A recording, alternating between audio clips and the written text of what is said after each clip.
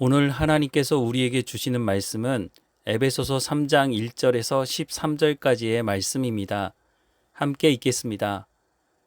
이러므로 그리스도 예수의 일로 너희 이방인을 위하여 갇힌 자 된 나 바울이 말하거니와 너희를 위하여 내게 주신 하나님의 그 은혜의 경륜을 너희가 들었을 터이라. 곧 계시로 내게 비밀을 알게 하신 것은 내가 먼저 간단히 기록함과 같으니 이것을 읽으면 내가 그리스도의 비밀을 깨달은 것을 너희가 알 수 있으리라. 이제 그의 거룩한 사도들과 선지자들에게 성령으로 나타나신 것 같이 다른 세대에서는 사람의 아들들에게 알리지 아니하셨으니 이는 이방인들이 복음으로 말미암아 그리스도 예수 안에서 함께 상속자가 되고 함께 지체가 되고 함께 약속에 참여한 자가 됨이라.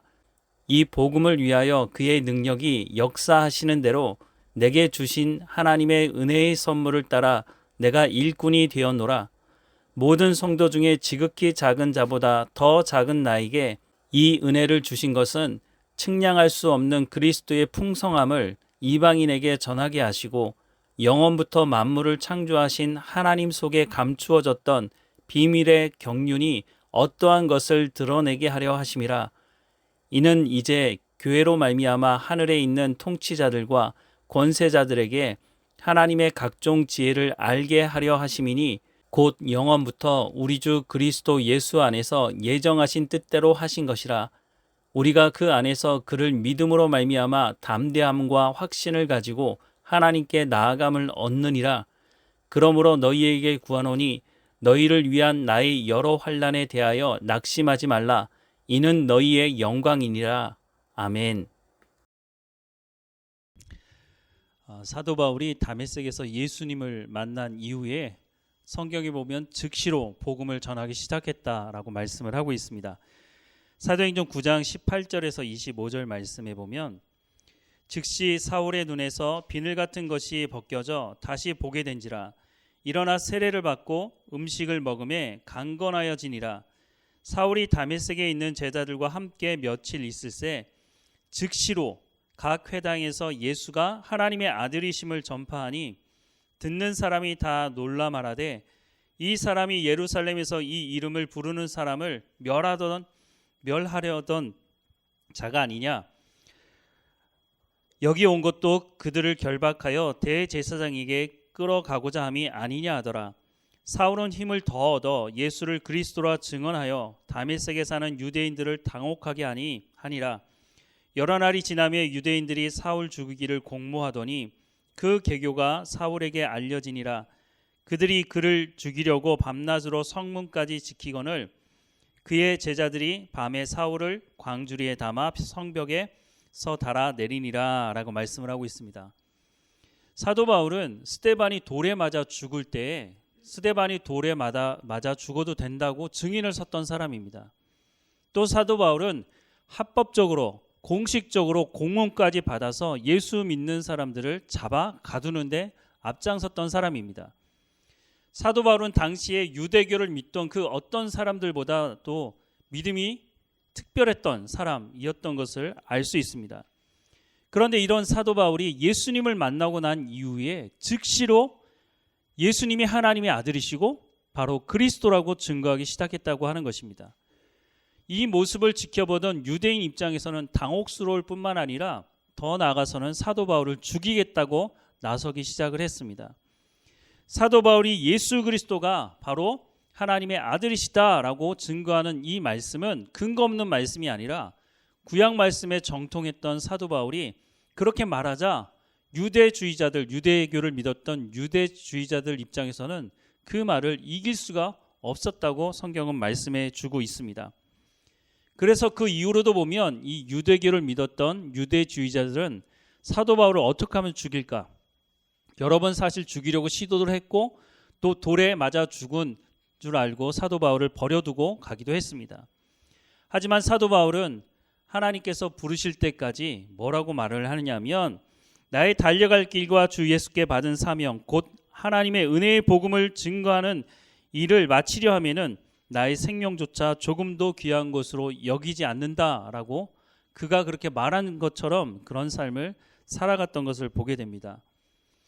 사도 바울이 예수님을 만나고 난 이후에 과연 사도 바울의 삶 가운데 쉼은 있었을까 할 정도로 정말 바쁘게 생명을 다해서 복음을 전했던 사도 바울의 삶을 보아 알 수 있습니다. 고린도후서 11장 23절에서 30절 말씀에 보면 그들이 그리스도의 일꾼이냐 정신없는 말을 하거니와 나는 더욱 그러하도다. 내가 수고를 넘치도록 하고 옥에 갇히기도 더 많이 하고 매도 수없이 맞고 여러 번 죽을 뻔하였으니 유대인들에게 40에 하나 감한 매를 5번 맞았으며 3번 태장으로 맞고 1번 돌에 맞고 3번 파선하고 일주야를 깊은 바다에 지냈으며 여러 번 여행하면서 강의 위험과 강도의 위험과 동족의 위험과 이방인의 위험과 시내의 위험과 광야의 위험과 바다의 위험과 거짓 형제 중에 위험을 당하고 또 수고하며 애쓰고 여러 번 자지 못하고 줄이며 목마르고 여러 번 굶고 춥고 헐벗어노라.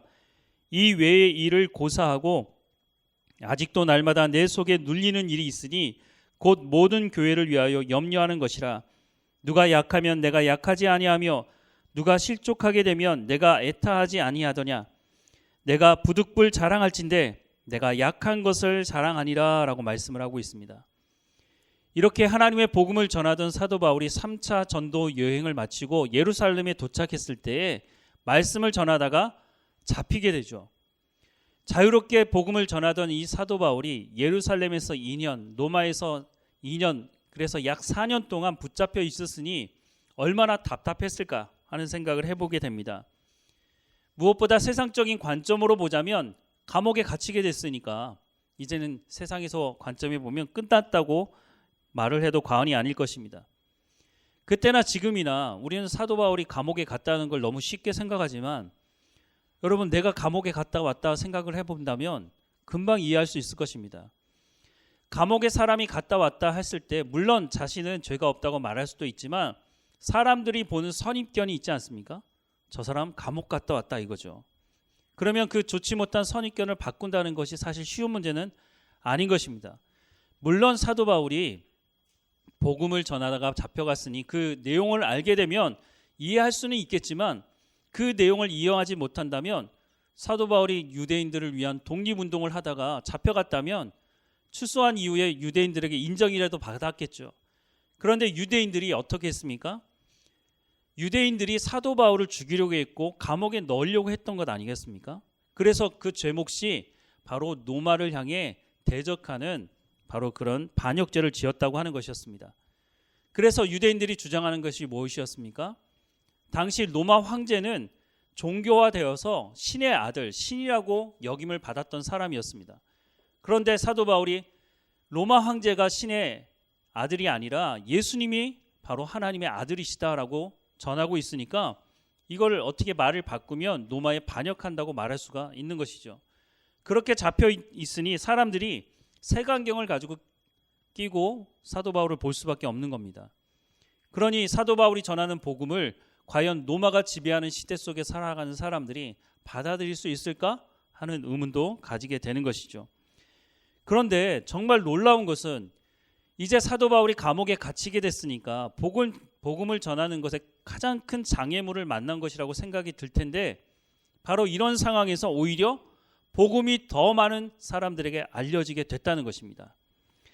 빌립보서 1장 12절에서 18절 말씀에 보면 형제들아 내가 당한 일이 도리어 복음 전파에 진전이 될 줄을 너희가 알기를 원하노라.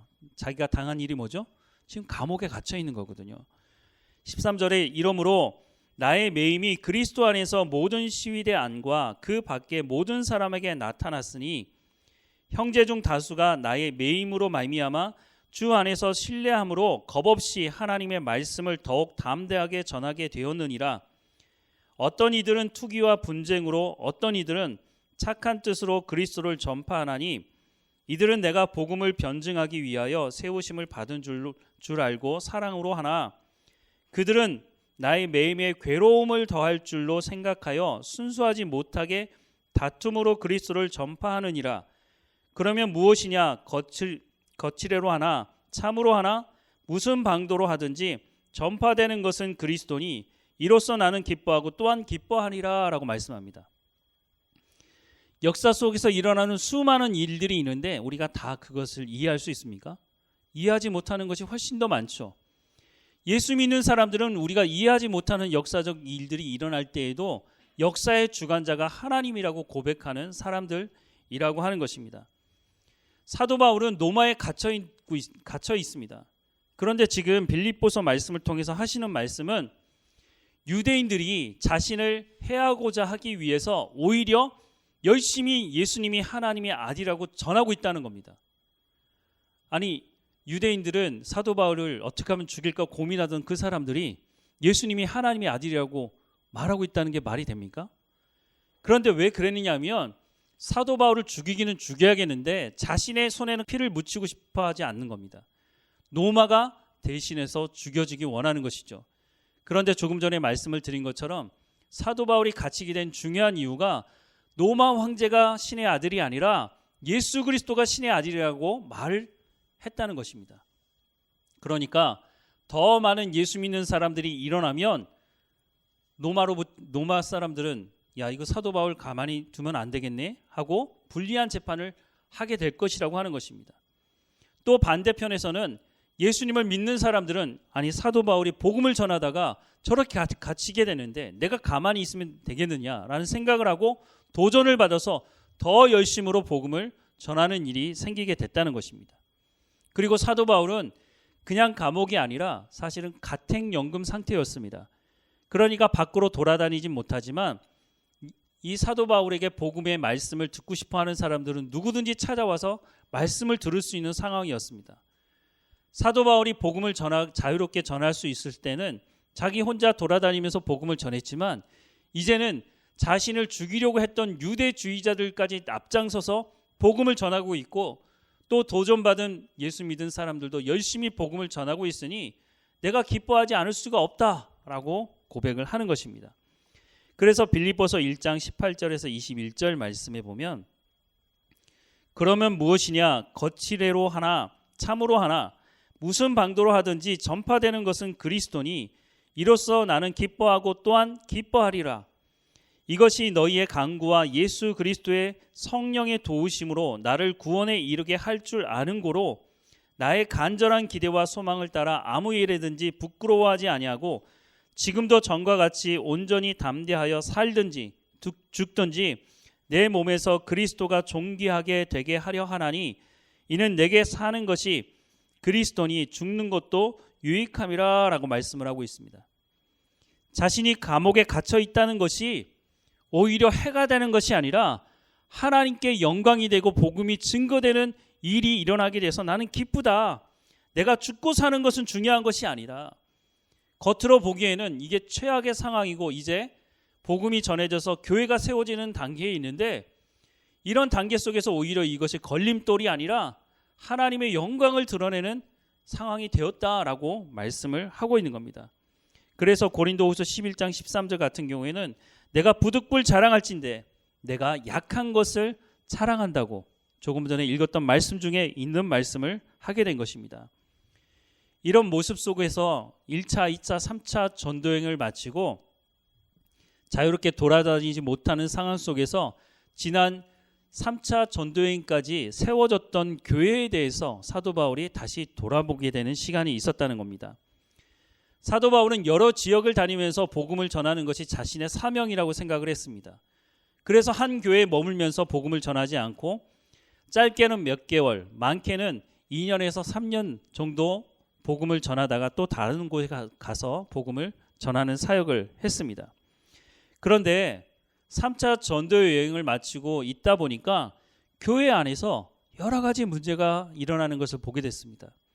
또 거짓 복음을 전하는 사람들, 유대주의자들 이런 사람들이 교회 안에서 교회 밖에서 교회를 흔들어 놓는 것을 보면서 에베소서 말씀을 통해서 교회는 어떤 것인지 이런 어려움 속에서 교회는 어떻게 세워져 가야 하는지 에 대한 말씀을 전하게 된 것으로 보여집니다. 그래서 가장 먼저 사도 바울이 말한 것은 우리에게 허락된 이 구원이 얼마나 놀라운 구원인지를 소개하고 있습니다. 그것이 에베소서 1장 말씀이죠. 거룩하고 흠이 없는 백성으로 삼으시고 하나님을 찬양하고 하나님의 백성이 되게 하기 위해서 성부 하나님, 성자 예수님, 성령 하나님께서 연합함으로 우리 가운데 구원을 허락해 주셨다라고 고백할 뿐만 아니라, 그래서 우리가 이 구원을 온전히 이루기 위해서 성령의 충만함을 받아야 한다. 성령께서 우리를 연합한 가운데로 인도하시니 우리가 그렇게 해야 한다라고 고백을 하고 있는 것이죠. 그렇게 해서 에베소서 2장이 넘어오면 우리를 구원하신, 허물과 죄로 죽었던 우리를 구원하신 그 하나님이 우리의 부활도 약속하고 계신다. 그러니 어떻게 하라는 걸까요? 두려워하지 말라는 거죠.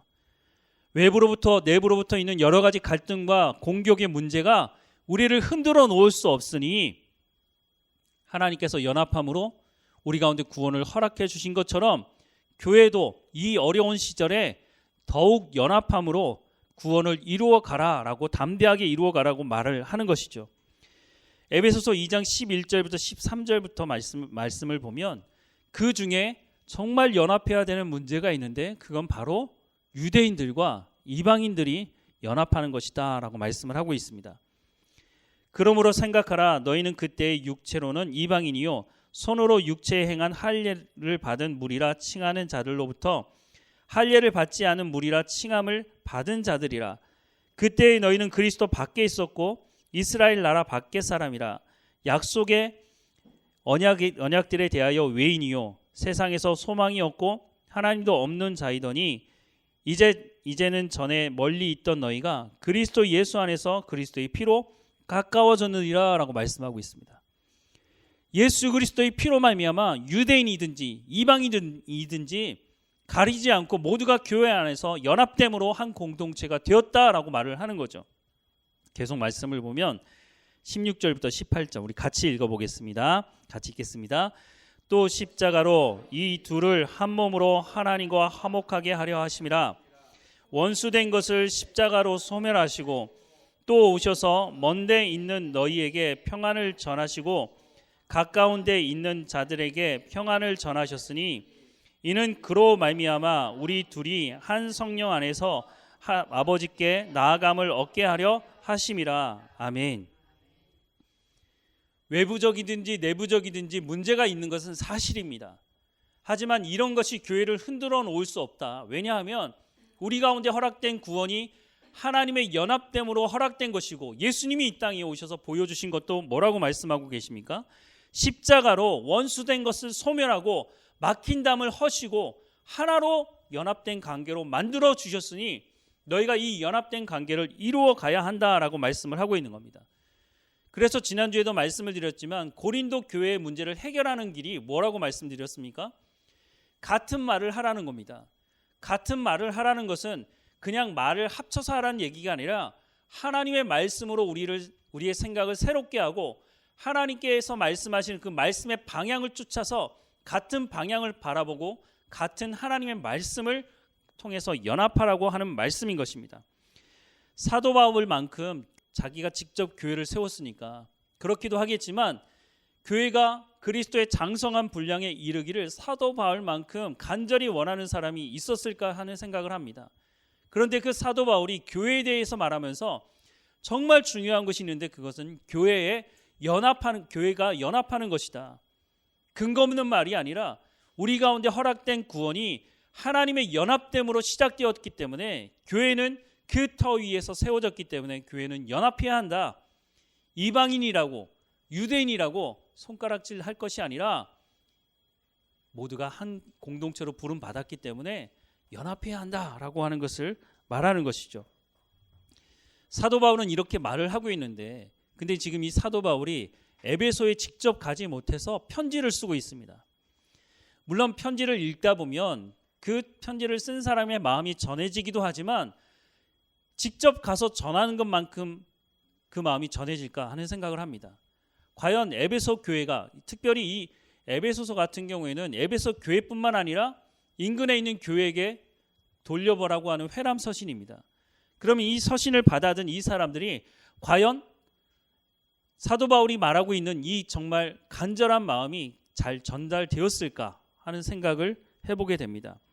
우리가 이것을 알기 위해서 먼저 알아야 되는 것이 있는데 그것은 사도 바울이 하나님께서 부르실 때 무슨 소명을 주셨는가? 또 3차 전도 여행을 마치고 예루살렘에 왜 올라가게 되었는가를 알게 되면 이 서신을 통해서 정말 받아든 이 말씀의 의미를 정말 에베소 교회 성도들이나 그 주변 교회 성도들이 알았을까 하는 것을 우리가 이해할 수 있는데, 사도행전 16장 6절부터 10절 말씀에 보면 성령이 아시아에서 말씀을 전하지 못하게 하시거늘 그들이 부르기아와 갈라디아 땅으로 다녀가 무시아 앞에 이르러 비두니아로 가고자 했을 때 예수의 영이 허락하지 아니하시는지라. 무시아를 지나 드로아로 내려갔는데 밤에 환상이 바울에게 보이니 마게도냐 사람 하나가 서서 그에게 청하여 이르되 마게도냐로 건너와서 우리를 도우라 하거늘 바울이 그 환상을 보았을 때 우리가 곧 마게도냐로 떠나기를 힘쓰니 이는 하나님이 저 사람들에게 복음을 전하라고 우리를 부르신 줄로 인정함이로라. 이 사건을 통해서 역사가 바뀌는 거죠. 사도 바울은 아시아를 전도하려고 했습니다. 지금 얘기를 하자면 터키의 북쪽을 향해서 복음을 전하려고 했는데 누가 그 복음 전하는 것을 막았다고요? 사람들이 막은 것이 아니고 유대주의자들이 막은 것이 아니라 성령님이 막으셨다고 말씀하고 있습니다. 성령님이 막으셨다면 사도 바울이 그것을 알았을까요? 아마 몰랐던 것 같습니다. 그러니까 다른 지역으로 옮겼죠. 그런데 그 지역에서도 복음을 전하지 못하도록 성령께서 막으시는 겁니다. 그때도 사도 바울이 깨닫지 못하니까 환상을 통해서 보여주시는데 마게도니아는 유럽으로 넘어가는 초입이죠. 그곳의 사람이 건너와서 우리에게 복음을 전하라고. 그제서야 사도 바울이 성령께서 나를 저 건너편 유럽 쪽으로 인도하시나 보다라고 것을 알고 건너가게 되는 것이죠. 사도 바울이 정말 열심히 복음을 전했습니다. 열심히 복음을 전했다는 말로는 설명이 참 어렵습니다. 생명을 다해서 전했기 때문입니다. 사도 바울이 그렇게 세워진 그 교회들을 돌아보면서 하나님께서 이 교회를 통해 하시는 말씀이 무엇인지를 이제 새롭게 또 깨닫게 되는 것인데, 성령이 임하면 예수님께서 뭐라고 말씀하셨습니까? 땅끝까지 이르러서 복음을 전하라고 말씀하지 않았습니까? 그런데 예루살렘에 있던 이 유대인들은 잘못된 선민 의식 때문에 예루살렘에서 흩어지려고 하지 않았습니다. 그래서 결국은 야고보가 순교하게 되고 그로 인해서 사람들이 흩어지게 됐고, 그나마 흩어져서 복음을 전한 곳이 사마리아였습니다. 그리고 나서 복음이 전해지면서 안디옥에도 전해지고 안디옥에 교회가 세워졌다는 소식을 듣고 바나바와 바울이 가서 교회를 세우게 되죠. 그런데 이런 과정을 거쳐가지만 이방인들에게 복음을 전하는 것은 상당히 꺼려했습니다. 바나바와 바울이 1차 전도여행을 마치고 예루살렘에 왔을 때 종교회의가 열려지는데, 그때 문제가 무엇이었느냐면 이방인들이 예수 믿고 나서도 할례를 받을 것이냐 말 것이냐라는 문제였습니다. 사도 바울이 조금 전에 말씀을 드린 것처럼 유럽으로 넘어가면서 이방인들에게 복음을 전하는 사명을 받고 가서 전하게 되었는데, 그러면서 큰 문제에 부닥치게 되는데 그것은 바로 유대인들 때문이었습니다. 유대인들이 와서 예수 믿는 사람들도 할례를 받아야 된다는 것입니다. 그런데 당시에 의료 시설이 잘 되어 있는 것도 아니고 할례를 나이 들어서 했다가 죽을 수도 있고 과다 출혈로 죽을 수도 있는 상황입니다. 그러니 누가 이방인 중에 할례를 받으려고 하겠습니까? 그래서 종교 1차 회의였던 예루살렘 회의 때 결정한 것이 할례를 받지 않아도 예수 믿는 것으로 인정한다라고 하는 것이었죠. 그 다음에도 사실은 아주 중요한 할례 문제가 해결되었음에도 불구하고 이방인들과 유대인들이 한 교회 안에서 하나 되는 것은 쉽지가 않았습니다. 사도 바울은 이방인들에게 복음을 전하는 일에 힘썼지만 사실 교회가 하나 되지 못하고 나서는 모든 민족에게 복음을 전하는 것은 쉬운 문제가 아니라는 것을 사도 바울이 알게 된 것이죠. 그럼 도대체 이 문제를 어떻게 해결할 것이냐? 열심으로 노력하지만 사실 해결하기 쉽지 않았습니다. 예루살렘에 있는 유대인들을 중심으로 해서 끝까지 사도 바울의 서신서에도 보면 여전히 교회 안에 할례를 주장했던 사람들이 있었던 것을 알 수 있습니다. 그런데 그 와중에 예루살렘 교회가 경제적으로 큰 어려움을 당하는 일이 생기게 됐습니다. 그럴 수밖에 없는 것이 한 번에 3,000명, 5,000명 예수 믿는 사람이 있다 할지라도 문제는 무엇이냐면 예루살렘의 주도권을 가지고 있는 기득권층은 유대교를 믿는 유대주의자들이었기 때문입니다. 예수 믿는 사람들이 점점 늘어나니까 이 사람들이 긴장하게 됐고 어떻게 했느냐면 정치적으로, 경제적으로 이 사람들을, 예수 믿는 사람들을 박해하기 시작한 겁니다. 그러면 어떻게 했느냐? 장사하는 사람의 장사를 못하게 하는 거죠. 돈을 벌 수가 없으니 먹고 사는 문제가 생기는 것이죠. 사도 바울이 이 모습을 보면서, 물론 사도 바울이 생각한 것이지만 하나님께서 지혜를 주신 것인데, 사도 바울이 자기가 개척했던 이방인 교회들을 중심으로 우리가 이럴 때에 예루살렘 교회, 한 형제된 예루살렘 교회를 도와야 하지 않겠느냐라고 해서 자기가 개척했던 교회들을 향해서 예루살렘 교회 형제들을 도울 수 있도록 헌금하라고 한 것입니다. 그런데 이 말을 듣고 사도 바울의 말에 순종하지 않은 교회가 있었는데 대표적인 교회가 바로 고린도 교회였습니다.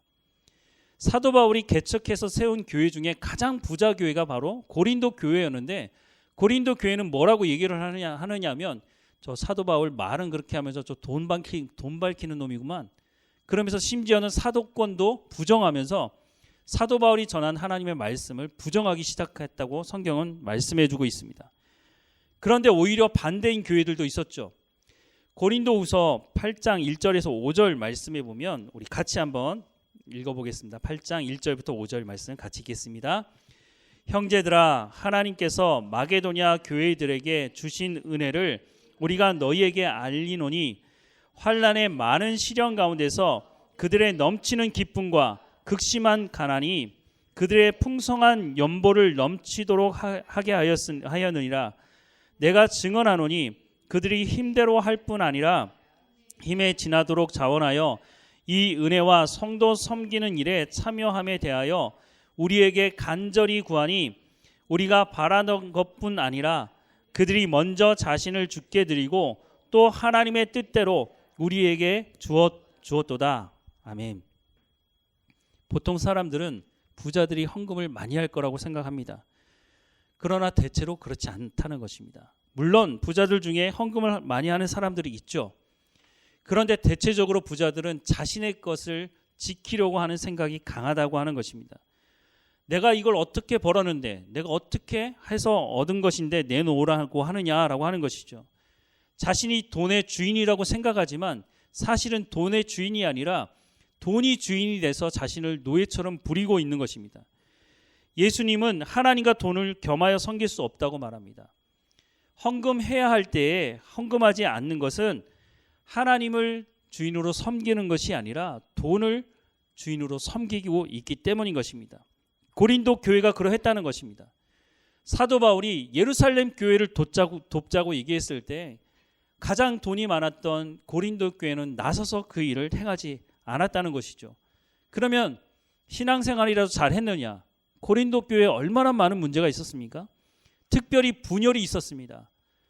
각 파를 만들어서 예수 그리스도의 말씀을 듣고 하나 되지 못하고 연합되지 못하고 서로를 비난하고 정죄하는 일이 일어났던 교회가 바로 고린도 교회였죠.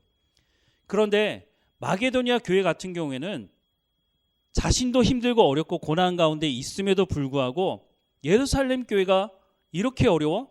나는 내일 나가서 일해서 먹고 살 수 있는데 예루살렘 교회는 아예 경제적인 활동 자체를 할 수가 없다는 것을 알게 되었을 때 우리가 그 형제를 도와야 한다고 해서 자신도 힘들지만 힘에 지나도록 헌금했다고 말씀을 하고 있습니다.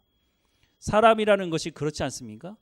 정말로 어려울 때, 경제적으로 어려울 때 그 사람을 돕는다면 시간이 지나고 나도 그 은혜는 잊지 않는 법입니다. 바로 마게도니아 교회들이 그렇게 했다고 말하고 3차 전도행을 마치면서 그 헌금을 모아가지고 예루살렘에 사실은 가고 있는 것이죠. 에베소 교회에게 연합됨에 대해서 말씀을 하고 있는데 이런 상황을 에베소 교회가 모를 리가 없는 것이죠. 에베소 교회의 사람들을 3차 전도행을 마치고 예루살렘에 올라가면서 에베소 교회를 담당했던 지도자들을 밀레대로 부릅니다. 특별히 부르는 이유는 에베소 교회와 특별한 관계를 사도 바울이 가지고 있었기 때문에 마지막 부탁의 말씀도 전하기 위해서 불렀던 것이죠. 이런 관계였다면 에베소 교회가 헌금하지 않았을 리가 없을 것이고, 사도 바울이 이방인들과 유대인들의 연합을 위해서 얼마나 많은 노력을 했는지도 너무너무 잘 알고 있었을 것입니다. 바로 이런 배경 아래서 에베소 교회에게 편지를 쓰고 있으니, 연합하라고 하는 그 말이 어떤 의미인지 에베소 교회 성도들, 또 주변에 있는 에베소 교회 주변에 있던 교회들도 너무너무 잘 알고 공감했을 것이라고 우리는 생각할 수 있습니다. 여러분, 춘천에 가면 에티오피아 참전 기념관이 있습니다. 에티오피아가 어디 있는지 아시죠? 아프리카에 있습니다. 그런데 그 에티오피아 사람들이 우리나라 전쟁에 참전했으니까 참전 기념관이 있었겠죠? 언제 우리나라 전쟁에 참여했습니까? 바로 6.25 한국 전쟁 때 참여했습니다. 그런데 에티오피아라고 하는 나라가 우리나라 옆에 있는 것도 아니고, 그 당시에 우리나라와 친밀한 교제를 했던 나라도 아닌데 어떻게 한국 전쟁에 참전을 했을까? 성경에 보면 에티오피아가 등장하죠. 구스라고 되어 있습니다. 사도행전 8장에 보면 빌립이 성령의 이끌리심을 받아서 에티오피아 내시, 그냥 내시도 아니고 에티오피아의 왕실의 모든 국고를 담당하고 큰 권세를 누렸던 내시를 만나게 됩니다. 그 내시에게 복음을 전했고, 그 내시가 그 자리에서 세례를 받고 예수님을 영접하게 되죠. 그래서 그런 것인지 모르겠는데, 지금도 아프리카 나라 중에 예수 믿는 인구가 상당히 많은 나라가 바로 에티오피아입니다. 이 에티오피아가 한국 전쟁에 참전하게 되는데 그 참전한 이유가 있었습니다. 유엔에서 이제 한국 전쟁이 일어나서 참전할 나라를 이제 모집하게 됐는데, 이 소식을 에티오피아 왕실에서 듣게 됐습니다. 물론 참전할 수 결정할 수도 있겠죠. 그런데 아무런 관계없는 이 나라가 왜 참전했느냐라고 들여다보니까 이 왕실의 그 당시의 왕이 뭐라고 얘기를 했느냐면, 야, 한국이 어디 있는 나라냐? 그런데 그 나라에 보니까 예수 믿는 사람이 있는데 예수 믿는 사람들이 고난당하고 있다고 하더라. 그러면 우리가 파병해야 되지 않겠느냐? 우리가 예수 안에서 한 형제이니까 파병해야겠다고 하고 결정을 했는데, 그냥 군인들을 파병한 것이 아니라 왕의 근위대를 파병을 했다고 합니다. 그래서 그런 것일까요? 지금도 에티오피아와 우리나라의 관계가 상당히 좁습니다. 기후도 다르고 문화도 다르고 먹는 음식도 다른데, 그 사람들이 파병을 결정한 중요한 이유가 그 나라에 예수 믿는 형제가 있기 때문이다라고 했다는 것입니다.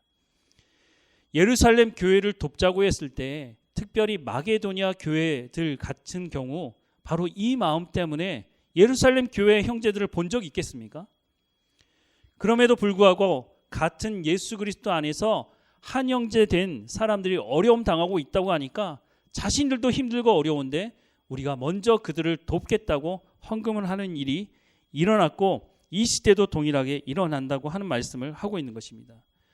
바로 이런 배경 아래에서 에베소서를 시작하면서 연합에 대해서 그래서 말씀을 하고 있는 겁니다.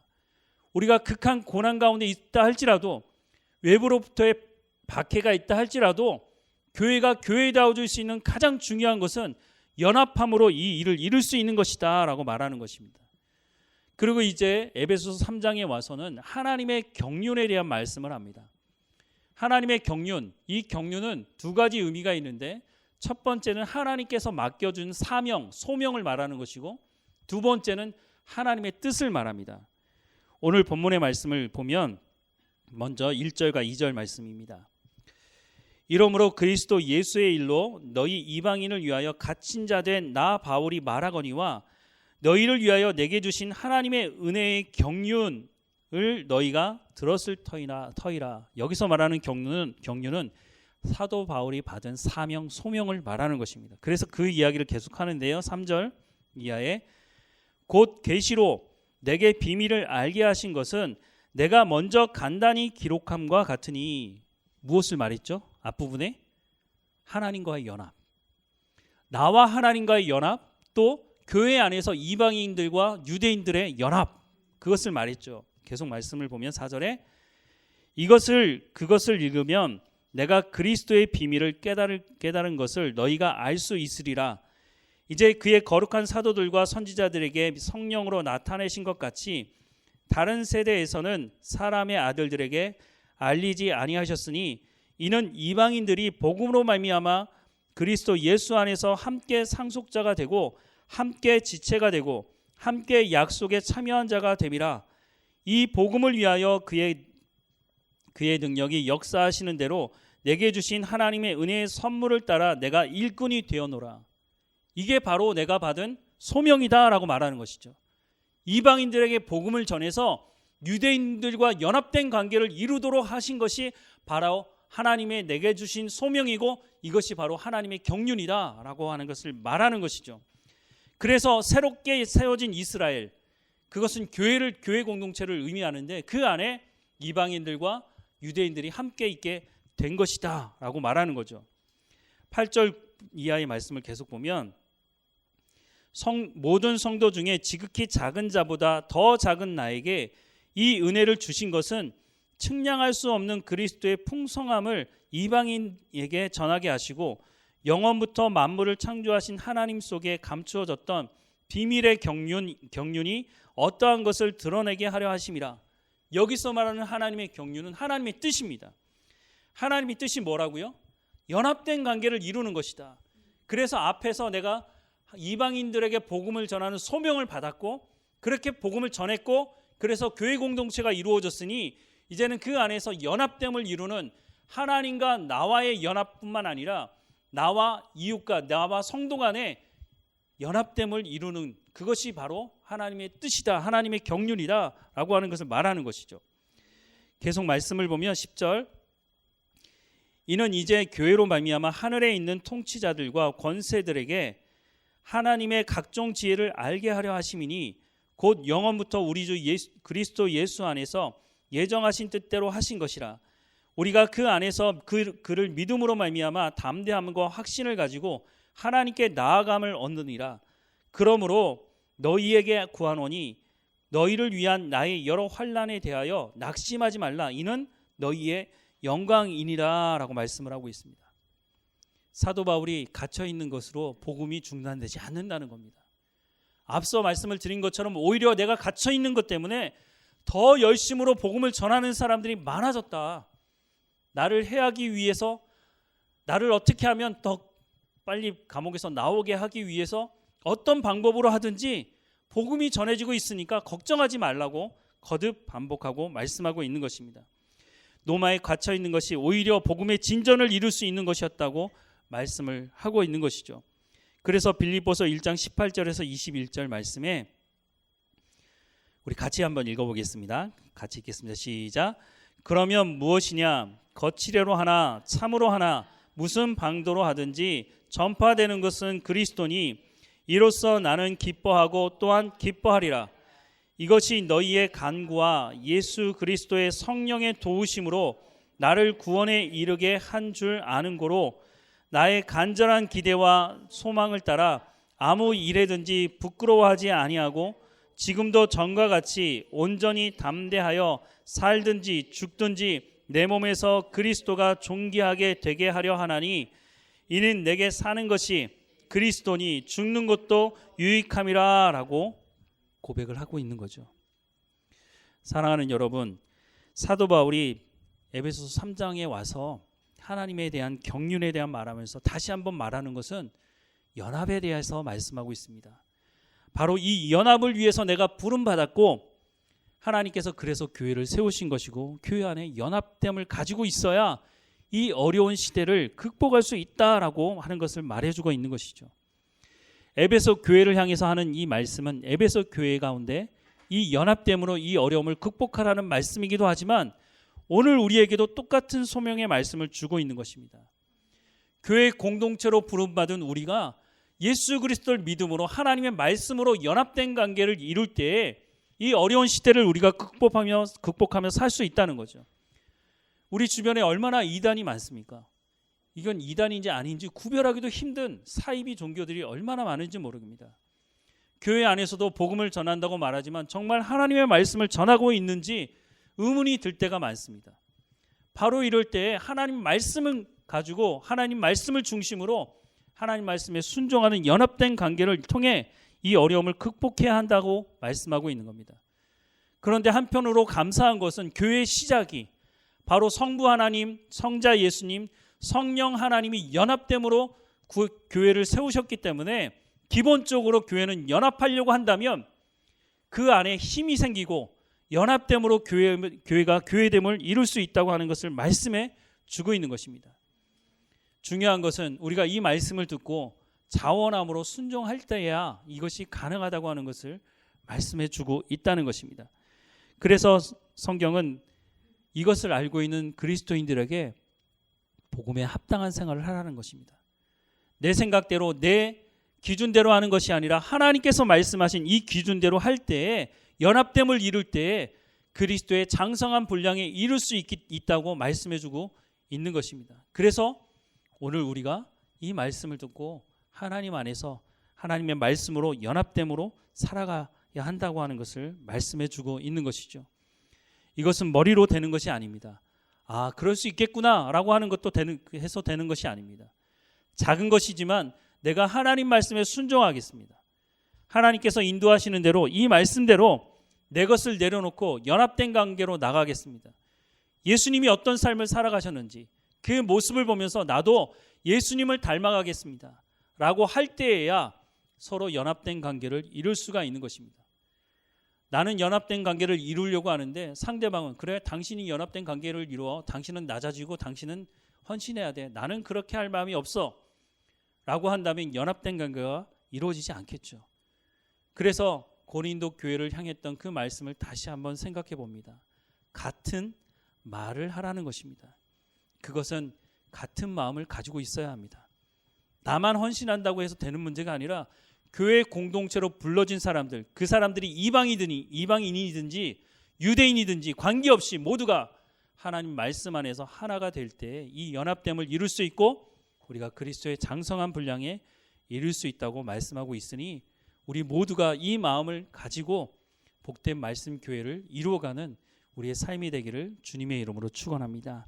사랑하는 하나님, 우리 가운데 하나님의 그 놀라운 성부 하나님과 성자 예수님과 성령 하나님께서 연합함으로 우리 가운데 그 놀라운 은혜를 허락해 주시니 감사합니다. 우리를 또한 이 연합된 관계로 부르셨으니 한 공동체 안에서 우리가 이 연합됨을 온전히 이루어갈 수 있도록 하나님의 말씀을 중심으로 우리의 생각이 바뀌어지게 하시고 하나님의 인도하심을 쫓아서 그리스도의 장성한 분량까지 이르는 교회 공동체가 되어지도록 하나님 은혜를 허락해 주옵소서. 하나님 날마다 우리의 발걸음을 인도해 주셔서 우리가 삶을 살아가는 현장도 주관하시고 인도해 주옵소서. 우리의 생각대로 이루어져가는 삶이 아니라 하나님 주시는 은혜가 있는 우리의 가정이 되게 하시고 우리가 일하는 일터가 될 수 있도록 하나님 인도해 주옵소서. 돈의 노예가 아니라 돈을 다스릴 수 있는 지혜를 우리 가운데 허락해 주시며 우리 주변을 살펴서 이웃을 돕고 섬기며 구제하는 삶을 살아갈 수 있도록 하나님 인도해 주옵소서. 우리 가운데 허락하신 그 모든 것을 통해서 섬기게 하시고 우리가 하나님의 나라를 이루어가는 삶을 살아갈 수 있도록 인도해 주옵소서.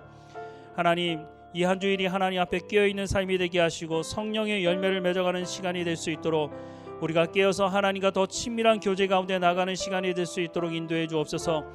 몸이 연약한 성도들을 회복시켜 주시고 강건하게 하시고 예배의 자리 가운데 나올 수 있도록 은혜가 차고 넘치는 시간이 되게 하시며 우리의 입술에서 감사가 끊어지지 않는 삶이 될 수 있도록 하나님 인도해 주옵소서.